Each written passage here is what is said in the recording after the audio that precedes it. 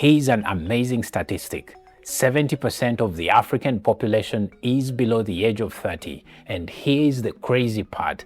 Over 50% of these people have no formal employment. So basically this means most of them are unemployed. I mean, when you look at the universities that graduate millions of students each and every year, it leaves you asking, where are these children or where are these young people going to find the jobs? Now, if I was a president of any of the African countries, in my first 100 days, this is exactly how I would solve this big problem of massive unemployment. You might find some of the solutions I'm going to offer in this video opposite to what most politicians would tell you, but trust me, these solutions would transform the continent. And maybe before we proceed, I have one ask to make. Please share this with your head of state, because trust me, they will be able to pick on some of these ideas and maybe implement them in your country. So if you go ahead and share this with them, trust me, it will do good for your country and the African continent at large. So let's get right into it. Most governments treat unemployment as a job shortage, but in my opinion, this is just part of the story. There is something deeper to this that most African governments do not address. I mean, look at the universities. They graduate millions of African young people that cannot be absorbed in the labor market on the African continent. So what this basically means is that African economies are not growing fast enough to absorb these lawyers, these engineers, these teachers that are produced each and every year. And guess what? This creates a very stiff competition amongst these graduates that actually come out of university each and every year. So for those that actually do not manage to find placements in the labor market, they are left on the streets. They basically keep looking for work out there and they never get it. Now, for me, if I was president, this is exactly what I would do. My very first reform would be the education system, but not in the way most politicians actually talk about it. So exactly what would I do? I would redesign the education system to focus on skills development, innovation, and entrepreneurship. So basically, the students would be taught how to create businesses. They would be taught about financial literacy, because let's face it, most people only get to learn about financial literacy in their late 20s or even 30s. So if you don't know this by the age of, let's say, 8 or up to 15 years, definitely you are setting yourself up for big failure. And then of course the other things, I would teach them digital skills. I would teach them about AI today, then agricultural technology and manufacturing, because let's face it, Africa's backbone is agriculture. So if we are not focusing on agriculture, definitely we would not have a continent that thrives, especially when it comes to agriculture. In my opinion, these skills need to be taught to children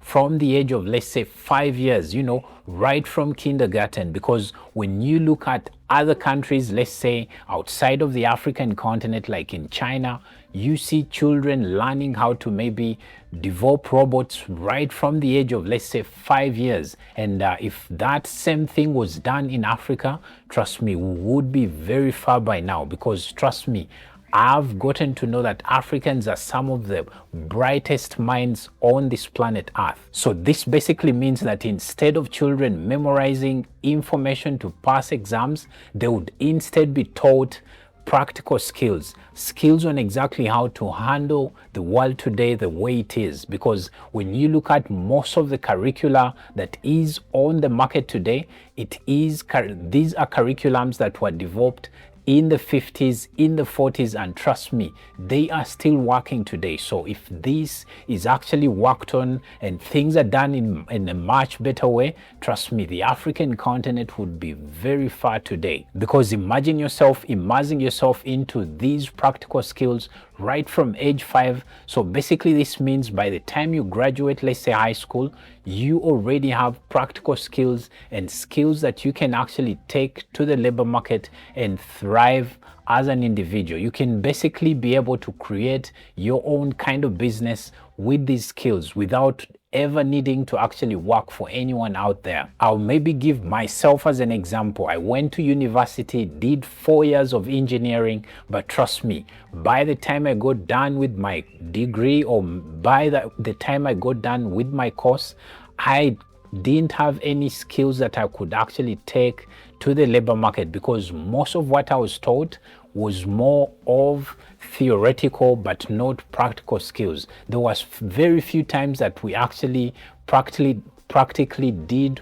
what I was meant to actually go out and do in the field by the time I was done with the course. So I believe that if we make these changes in the education system, trust me, much more would be done on the African continent than what is done today. I don't know if you know this, but most young Africans look at agriculture as the last resort. After they've failed everything else, the last thing they think about is agriculture. And I do not blame them. I blame the school systems in Africa that basically use agriculture sometimes as a punishment. Let's say if a child has misbehaved in school, the thing they tell them to do is maybe go dig something, or go dig in this place, and that will be your punishment. So children have this mindset about agriculture as something very bad, and no wonder most young people are not in agriculture. But let's not kid ourselves. When you look at the African continent, the backbone is agriculture. Most countries' revenue actually comes from the agriculture sector. So I believe that if we went ahead and improved our agriculture sector, definitely this is where the real money would actually come from. Now, if I was president, I would modernize agriculture. I would basically introduce technology in agriculture so that the produce that is gotten on the farms in the African continent is much bigger than what is there today. Because when you look at most agricultural farmers on the African continent, most of them produce for subsistence use. And trust me, that is not good enough. The other thing I would do is to expand storage facilities, because most farmers, they harvest so well their produce, and guess what? They cannot be able to store those produce or that produce to actually be able to sell or send it out in the market. You find that most farmers basically produce something, and since it's very perishable, they are unable to save it for later use, and they end up losing out on the produce that they actually get from their farm. So I would be able to actually improve on the storage so that they're able to keep their produce for very longer periods, maybe improve on the processing. So these are the things that I would do to actually make sure farmers really benefit from their agriculture. And then, of course, the biggest concern to most African farmers, which is transport. I would basically be able to improve on the transportation, both the vehicles, or when it comes to the trucks that basically transport these products from the farms to the market, and also be able to improve on the road network in my country. If, let's say, I was president, this is one of those things I would really make sure gets worked on. And then the other thing is the market, because most farmers, yes, they do produce and store very well, but they are unable to actually get the market. So I would lobby for good market outside of the continent, or even within the African continent, to make sure there is enough market for whatever is produced in my particular country. Because if you lobby as a government, definitely you're able to actually get good deals out there that are currently available. Today, most African entrepreneurs face one major obstacle, and that is the lack of access to capital. Most young people have brilliant business ideas, but they are unable to actually implement these businesses simply because of the lack of financing. Now, if I was president, the very first thing would be to set up national youth enterprise funds. But of course, this would come with great accountability, because I've seen it again and again, especially on the African continent. Leaders tend to put up these funds, and money just gets eaten or basically swindled away by some top executives simply because they are unable to actually find the right people to actually give this money. So I would make sure it's very, very accountable. If you're to access this money, you must be accountable for it. Now, under these youth enterprise funds, I would basically make sure there's good training that goes on in there, and then of course good mentorship, so that these young people are mentored very well for them to become or to turn out as some of the best businessmen or businesswomen on the continent. So I believe that with this kind of mentality or with this kind of initiative, it will definitely change the playing field on the African continent. Because imagine if a young person is able to actually get an affordable loan to, let's say, start their small business, they will definitely grow that business once they've gotten the right education and the right training and mentorship that will enable them to actually thrive as a business person.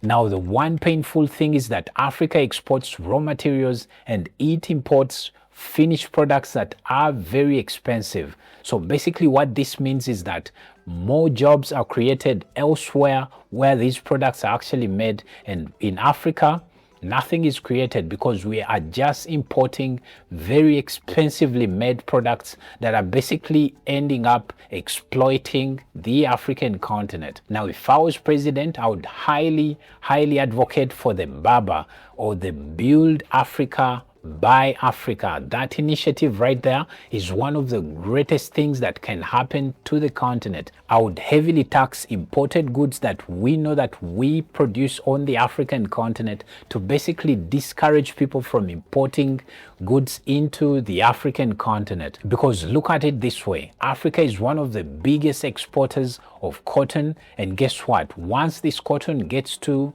other continents, like let's say Asia or Europe or the USA, basically once this cotton gets to these countries or to these continents, it is processed and basically clothes are made out of them, or out of that cotton. And guess what? When it comes to us importing these clothes, we buy them so expensively, yet that same cotton can actually be used and processed on the African continent for these clothes to be made right here on the continent. So then it all comes down to government policy. If you go ahead and heavily tax these products that can be locally manufactured, trust me, that right there would force people to actually stop importing these products and be able to actually consume the locally made products on the African continent, hence creating jobs for the people that are on the African continent, especially the young people. I don't know if you know this, but the future is digital and we cannot afford to be left behind as Africans. Now, if I was president, I would definitely heavily invest in affordable internet for the African continent, or for my country. I would heavily invest in this. I would basically put up very good digital infrastructure, maybe put up technology labs that would basically encourage young minds to think and innovate and in turn develop more. Now, of course, when it comes to this, you cannot do it alone. You must have partners on board. For example, making good deals with other tech companies outside of the African continent. Let's say when it comes to technology or maybe fintech companies, you need to actually, or I would actually be able to do this. If I was made the president, I would basically try and push for such deals to be in place. Now, I like two specific countries on the African continent, and that is Kenya and South Africa. These two countries have really tried to do the very best in terms of technology, because the governments in these countries, they've done their very best to try and let's say when it comes to payment processors, you can see that PayPal works in both these countries, because let's face it, today most young people cannot get jobs. The formal jobs in those countries, they are not easily accessible to young people. So these governments opened up payment processors for people to be able to actually work as freelancers for companies, let's say like in the US, because you might find yourself, yes, they are able to actually give you an opportunity. Let's say a US company is able to give you an opportunity, but then when it comes to payment processing, they are unable to pay you simply because of how maybe your country receives funds from outside of it. So it makes it so hard, and you end up actually not getting an opportunity. But when it comes to these two countries, they've done their very best. So that's the kind of model I would adopt if I was an African president today. Now, for more education about the African continent, I suggest you check out this next video where I teach about the dangers of tribalism on the African continent. So go ahead, check out that video. I'm sure you'll learn something new about it.